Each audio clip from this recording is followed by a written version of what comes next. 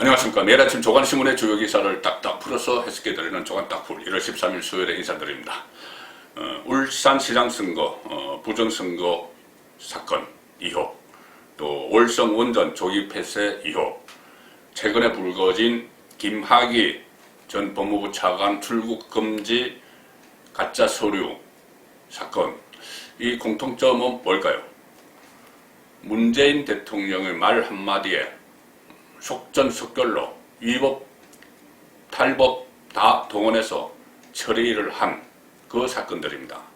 울산 부정선거 같은 경우는 문재인 대통령이 형이라고 부르는 송철호 현 울산시장을 당선시키는 게 본인의 희망이다, 소원이다, 이런 이야기 하면서 당시 임종숙 비서실장에게 나 대신 출마를 권유하라 그렇게 이야기했죠. 그리고 그 이후에 청와대의 7개, 8개 부서가 총 동원되다시피 하면서 어떤 하명수사, 김기현 당시 울산시장 보수정당 소속의 김기현 시장에 대한 하명수사, 또 정책 같은 것도 청와대에서 다 마련해주고 후보, 민주당 후보 교통정리까지 다 했습니다. 그래서 지금 13명이 기소가 돼 있고 수사도 아직 끝나지 않았죠. 문재인 대통령 말 한마디에 시작이 됐습니다. 월성 원전 조기 폐쇄, 이 과정에서의 경제성 조작, 또 선거 인멸, 그리고 또 문재인 말 한마디에 시작이 됐습니다. 이 월성 원전 1호기 언제 영구 폐기되느냐, 경제성 조사도 하기 전에 영구 폐기되느냐 이렇게 물어보니 다 일제히 청와대 참모들 또 산자부 관료들 장관까지 일제히 움직여서 후딱후딱 해치운 것이죠. 자, 김학의 출금도 마찬가지입니다.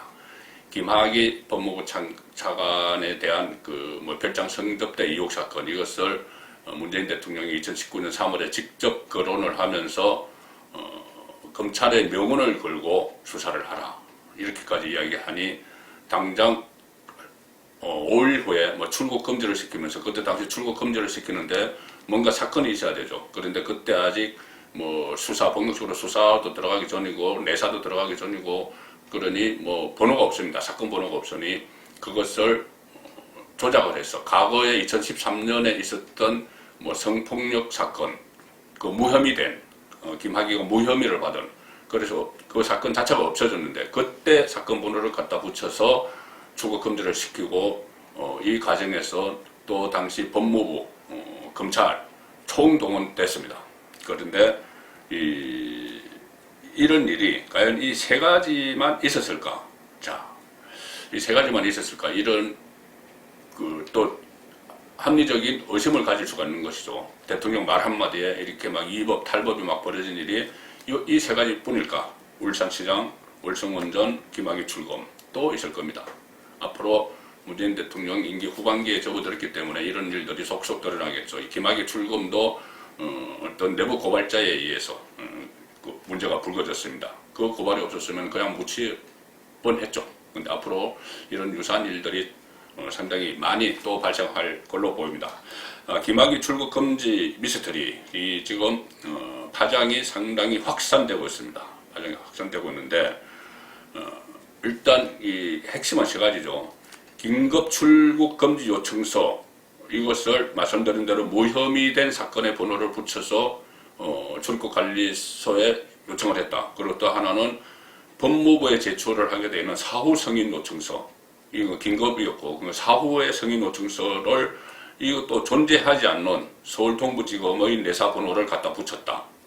그리고 또 하나는 당시 파견검사 이규원 파견검사, 대검 과거사 진상조사위원회 파견검사는 수사권도 없는데 이규원 검사가 출국 금지도 시키고 이랬다. 그래서 지금 이것은 직권남용이죠. 그래서 여러 가지 이 범죄 혐의가 지금 드러나고 있습니다. 그 과정에서 지금 파장이 확산되고 있는데, 자, 법무부, 검찰, 현직 고위간부, 직업 현직에 있는 고위간부들이 줄줄이 연루된 의혹이 확산되고 있습니다. 그런데 이것을 역으로 생각하면은 지금 법무부와 대검의 고위간부로 있는 것이 그때 그런 역할을 했기 때문에 그 공로를 인정받아서, 공로라고 말씀드리기 그렇지만은 김학의 출국 금지의 역할을 한 인물들이 줄줄이 승진을 해서 지금 법무부와 대검의 포스트에 차지하고 있는 것 아닌가, 그런 쪽으로도 해석이 가능한 것이죠. 조선일보 일면 톱 기사입니다. 김학의 불법 출검 사건, 여기 이것을 이용구 법무부 차관입니다. 이용구가 기획하고 당시 검사인 이규원이 실행을 했다. 자, 위에서 기획한 사람이 이용구다. 당시 법무부 법무실장이었습니다. 지금은 법무부 차관이 됐죠. 추미애 윤석열 논란 과정에서 법무부 차관이 돼서 윤석열 징계위원회에 참여하기도 했던 그 이용구 법무부 차관입니다. 택시기사 폭격 사건, 그 법무부 이용구 차관이 당시 법무실장으로 기획을 했다 이겁니다. 법무부 친정권 인사들이 2019년 총출동해서 공문서 조작, 은폐에 개입했다. 기획은 당시 법무실장 이용구, 또 검찰 과거사위원회 김용민, 이 두 사람이 기획을 했다. 이 방안을 논의를 했다. 김용민은 현재 국회의원입니다. 그리고 실행은 진상조사단의 이규원 검사, 근거도 없이 조작한 서류로 출국 막아. 물론 기획은 법무부 실장, 검찰 과거사위원회 위원 이 두 사람이 기획을 했지만 그 막후에는 문재인 대통령의 지시가 있었던 것이죠. 검찰개혁의 선봉했었던, 이른바 검찰개혁 선봉했었던 친정권 검사와 법무부 관료들이 대거 개입한 정황이 드러나고 있다. 문재인 대통령은 그렇게 이야기했죠. 별장 성접대 의혹 재조사와 관련해서 검찰과 경찰은 조직의 명호를 걸어라 이렇게 지시를 하자 그 사람들이 한 몸처럼 움직여서 김학의 출국을 불법적 수단까지 동원하며 막았고 이후에 이를 되풀이려 했다. 자, 이 이야기입니다. 법무부 과거사위원이었던 이용구 당시 법무부 법무실장 현 법무부 장관이 아이디어를 처음 냈다. 출국금지. 이거 먼저 출국금지부터 시켜야 되는 거 아니야? 대통령이 이렇게 검찰의 명운을 걸으라고 했는데 그럼 당장 뭘 해야 되나? 출국금지. 저 사건 번호가 없어? 그러면 만들어야지. 이렇게 하면서 기획을 했고, 김용민 변호사가 지금 민주당 의원입니다. 김용민 변호사가 그때 당시에 그 라디오 방송에 나와서 그 이야기를 한 겁니다. 이것을 라디오 방송에서 인터뷰에서 어떻게 이야기했냐면 당시 김용민 변호사 검찰 과거사위원회에 있었던 이용구 실장으로부터 법무실장 이용구 법무실장으로부터 김학의 출국 금지 필요성이 있다는 말을 들었고 조사단에서 위원회에 출국 금지를 요청하면 위원회가 법무부에 권고하고 법무부가 출국 금지를 검토하는 방안을 상의하자는 연락을 받았다. 이용구 법무실장에서 연락을 받았다는 이야기입니다. 이 김학의 출국 금지를 하기 위해서 당시 법무실장 검찰 과거사위원회에 있던 이 사람들을 했는데 한 사람은 지금 차관이 됐고 한 사람은 국회의원이 된 거죠. 그리고 또 한 사람이 등장합니다. 김태훈 당시 대검기획조정부 과장이 움직였는데 이 김태훈은 이규원 검사 요청을 받고 기획조정부장 통하지도 않고 진상조사단을 대신해서 법무부에 김 전 차관 출검을 요청하라 이렇게 지시를 한 인물인데 이 김태훈 기획조정부 과장은 지금 법무부 검찰과장이 되어 있습니다. 핵심 요직이죠. 자, 이런 사건인데 또 다른 현 정권에 가까운 검찰 간부들 또 이름들이 나오고 있습니다. 조선일보 3면인데 대검 검사들, 당시 기획조정부의 대검 검사들은 불법 출국 금지다 이렇게 거부를 했는데 친정권 검사들이 일제히 밀어붙였다. 자, 친정권 검사들이 밀어붙여서 그 친정권 검사들이 지금 법무부 검찰의 핵심 요직에 앉아 있습니다. 자, 일단 기획은 법무부 검찰 과거사위원회에서 했죠. 김학의 출국금지 방안을 협의를 했고 그때 이용구 당시 위원 또 김용민 당시 위원이 있었고 실행은 이규원 파견검사가 했는데 이 김태훈 당시 기조부 과장 같은 경우는 부하 검사에게 출검 신청해주라 이렇게 했는데 위법이다 이렇게 거부를 당했습니다. 그리고 이성윤 현 서울중앙지검장 당시 대검 반부패부장이죠. 전형적인 친문 검사입니다. 이성윤 동부지검의 가짜 내사번호 이 사후에 제출한 그 보고서에 법무부에 제출한 보고서에 가짜 내사번호를 보내놓고 이 가짜인데 추인 좀 해다오 이렇게 해서 또 그것도 거부를 당한 그 상황입니다. 그리고 이 승인하는 과정에서 기획, 실행, 승인인데 승인하는 과정에서는 당시 박상기 법무부 장관이 있었고 법무부 장관의 이 정책보좌관이 누구였느냐? 이종건입니다. 이종건. 이 추미애 사단으로 유명하죠. 지금 대검 형사부장입니다. 그런데 이 사건을 지금 지휘계통을 따라가 보면은 대검 형사부장이 지휘를 합니다. 이종건 본인이 개입했던 이 사건을 본인이 지금 지휘를 하는 이런 어처구니 없는 일이 발생하는 것이죠. 그때 그 가담을 했던 사람들을 일제히 승진을 시켰기 때문에 요직이 안 쳤기 때문에 그런 겁니다. 카카오톡 출입국 심사과 직원들 카카오톡 기록이 공개가 됐었죠. 그때 공개가 돼서 언론에 보도가 됐는데 그 출입국 심사과 공무원들 카카오톡 기록을 보면 이런 말들이 있습니다. 위법이고 나발이고 기막이 놓쳤으면 큰일 간담이 서늘하다. 크크크. 기막이 출국 막아서 장관님이 그물봉 줄 듯 이렇게 돼 있고 카카오톡 내용 중에 하나는 이런 게 있습니다. 박상기 장관 정책보좌관 한 분이 와서 얘기하는데 엄청 시끄럽고 엄청 지시한다. 검사 출신이라고 하더라. 본인들끼리 그런 카톡 내용을 주고받은 게 있는데 그 정책보좌관이 바로 이종건 추미애 사단 대검 형사부장입니다. 그런데 김학의 불법 출국금지 4차 의혹 수사를 이종건 이 형사부장이 지휘를 하는 본인 사건을 본인이 지휘를 하는 지금 검찰 인사를 이렇게 그런 일에 뭐 공을 세운 사람들 또 정권에 고분고분한 사람들 이런 사람들을 요직에 앉히니 이런 일이 벌어지는 겁니다. 본인 사건을 본인이 수사를 하게 되는. 자 그래서 이어지는 이야기입니다. 중앙일보 3면을 보시면 김학의 출검된 날 법무부 단톡방에 등장한 박상기, 이종건 제가 조금 전에 말씀드린 그 내용이죠. 박상기 법무부 장관, 이종건 장관 정책보좌관이 와서 출국관리사무실에 이종건 직접 가서 막 지시를 하고 그렇게 했다는 내용입니다. 직원들이 좀 위축됐겠죠. 위축돼서 본인들끼리 막 카톡 대화를 한 그 내용이 지금 나오고 있는 겁니다. 대검 진상조사단 검사 이규원 또 그 이송윤은 문서 조작 반발을 무마했고 김태후는 조작 문서 제거에 개입했고 박상기는 조작 문서 용인 및 반발 무마를 했고 이종건은 조작 문서 용인 및 반발 무마를 했다.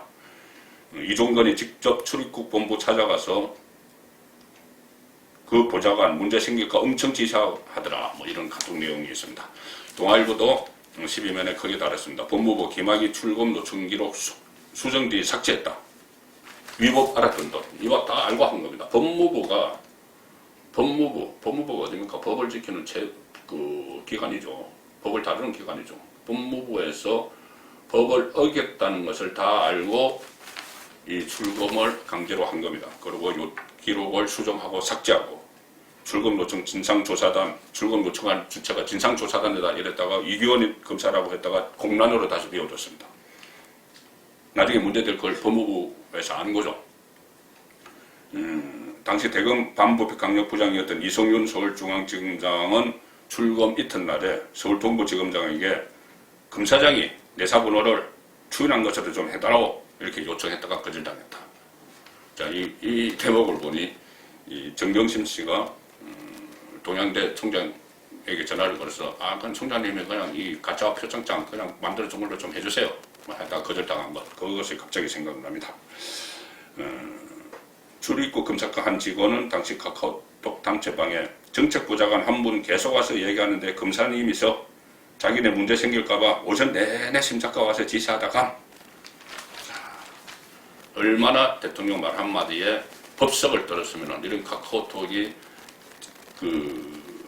상당히 긴 분량으로 본인들끼리 직원들끼리 막 한 게 있습니다. 그리고 이 내사번호를 조작을 하고 그래서 이 공익신고서가 무려 106쪽짜리 공익신고서가 접수가 돼서 검찰이 수사에 나섰는데 그 수사 지휘라인에 이종건 당사자가 있다.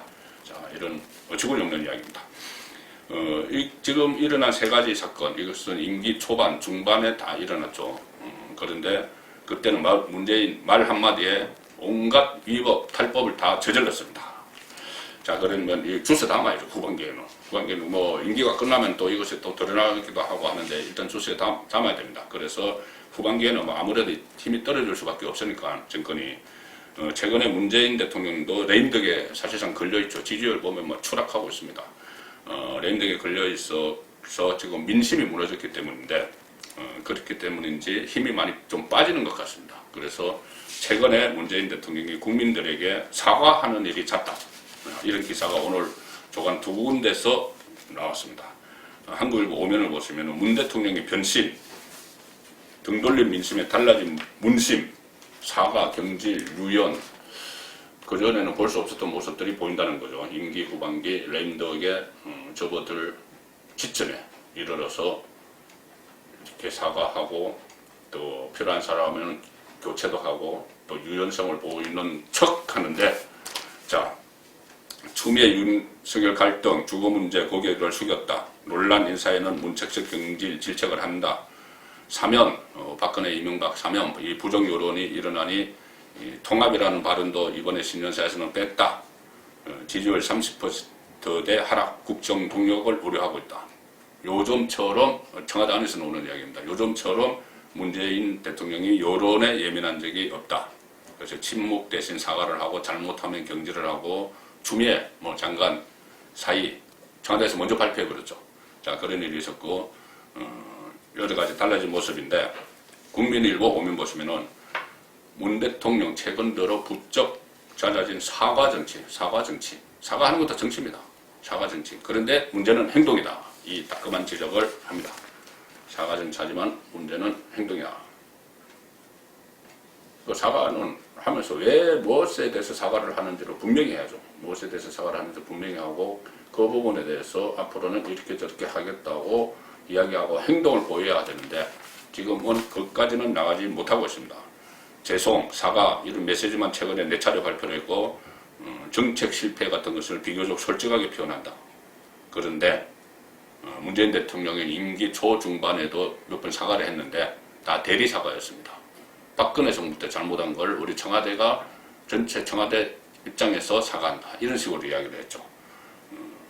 가습기 살균제 피해자, 세월호 유가족, 청와대를 초청을 해서 정부를 대표해 위로와 사과의 말씀을 드린다. 이것은 박근혜 정부와 차별화하는 그런 사과였죠. 자, 근데 최근 임기 후반기를 맞아서는 현 정부 실책 이 사과를 해야 되는 그 지경에 와 있는 겁니다. 그런데 사과가 힘을 가지고 진정성을 보이려면 행동이 있어야 되는데 아직은 행동은 없습니다. 지지율이 하락하고 선거에 빨간불이 켜지자 등 떠밀려서 하는 사과 아니냐. 이것이 국민의힘 야당의 목소리입니다. 정책 기조가 바뀌지 않는 한 송구하다는 한마디로 국민 마음을 달랠 수는 없다. 자, 어쨌든 이 사과 이렇게 하는 것도 4월 서울시장, 부산시장 선거 민심을 의식한 것 아니냐 이런 이야기가 나오는데 그냥 이렇게만 준비를 하는 것이 아니고 일단 사과가 끝나면 또 어떻게 변할지 지켜봐야 되는데 어쨌든 4월 그 보선에는 총력을 쏟는 것 같습니다. 4월 보선에서 이겨야 정권 재창출을 할 수 있다는 그런 생각이겠죠. 4.15 총선 그때 코로나 포퓰리즘이 있었죠. 그 이후에 또다시 현금 살포를 준비를 하고 있습니다. 선거 앞두고 자, 전국민 재난지원금 풀 체비를 착착 해 나가는 것 같은데 세계일보 보시면은 나라빚 작년에 127조 원이나 늘었는데 정치권은 선거용 돈 풀기에 골몰하고 있다. 나라빚이 이렇게 쌓여가는데 선거용 돈 풀기에 골몰하고 있다. 돈 많으면 뭐 풀어도 되죠. 다 국민들에게 나눠주고 하면 되는데 이게 나중에 다 부담으로 오고 또 특히 돈을 푼다고 해서 이 어떤 경기가 활성화되느냐 그것도 아닌 것은 1차 재난지원금 총선 직후에 풀었던 거기서 다 확인이 됐죠. 코로나가 올 연말까지 지속될 것으로 전망이 되는데 여당을 중심으로 4차 재난지원금 논의솔솔 4차 1차는 전 국민에게 지급했죠. 14조 3천억 원 2차 3차는 선별 지급했는데 7조 8천억 9조 3천억 그리고 이번 4차는 또 얼마나 될지. 자, 홍남기 경제부총리조차 국가 재정은 하수분이 아니다. 언제까지 나올 수 있는 것이 아니다. 이렇게 걱정을 하고 전문가들은 재난지원금이 경기 부양과는 별개였다. 차라리 제조업을 지원하고 자영업자를 살리고 거기 선택과 집중을 해야 될 필요가 있다. 이것이 전문가들의 이야기입니다. 오늘 마지막으로 그래서 제가 소개해드릴 칼럼이 하나 있습니다. 동아일보 송평인 칼럼인데 논설위원 제목이 분노하라 자영업자들이요. 자, 언론에서 자영업자들의 분노하라. 자영업자들이요. 지금 해외 사례와 비교해서 하는데 결국 내용은 선택과 집중을 하지 않아서 자영업자들이 이 위험에 빠진 것 아니냐 그런 이야기입니다. 일본은 휴업 보상금을 하루 60만 원씩 주고 하루 60만 원. 독일은 고정비로 90%까지 지원하는데 영업의 자유 존중하지 않는 우리만 쥐꼬리만 한 보상을 하고 있다. 자영업자 희생 더는 안 된다. 자, 일본, 독일이 이렇게 줄 수 있는 건 포퓰리즘, 그러니까 선거 앞두고 막 돈을 막 풀지 않기 때문입니다. 전 국민에게 주는 그런 것을 하지 않고 정말 필요한 데만 돈을 주기 때문이죠. 그래서 송병인 칼럼에서는 정부가 지난해 4월 총선 앞두고 1차 재난지원금으로 전 국민을 대상으로 4인 가족 기준 그때 100만 원씩 선거 전에 준다고 약속하고 선거 후에 풀었죠. 그 예산 14조 원이 들어간 당군일의 최대 금권 선거였다. 14조 원이 들어간 최대 금권 선거였다. 그리고 그때 김종인 씨가 한 축이 돼 이끌었던 국민의힘도 전 국민 지원에 부안해동하는 바람에 야당은 정부와 여당을 향해 금권 선거라는 비판도 할 수 없게 됐다. 따끔한 지적입니다. 그때 부안해동했죠. 그 돈은 사실 코로나로 타격받은 자영업자나 실업자에게 돌아가야 할 몫이었다. 그렇죠. 선택과 집중을 했어야 됩니다. 그런 짓을 저질러 놓고도 올해 4월 보궐선거를 앞두고 다시 전국민 직업 얘기가 나오고 있으니 정치권이 미쳐 돌아간다고 밖에 말할 수 없다. 1월 13일 보내드린 조간딱풀이었습니다.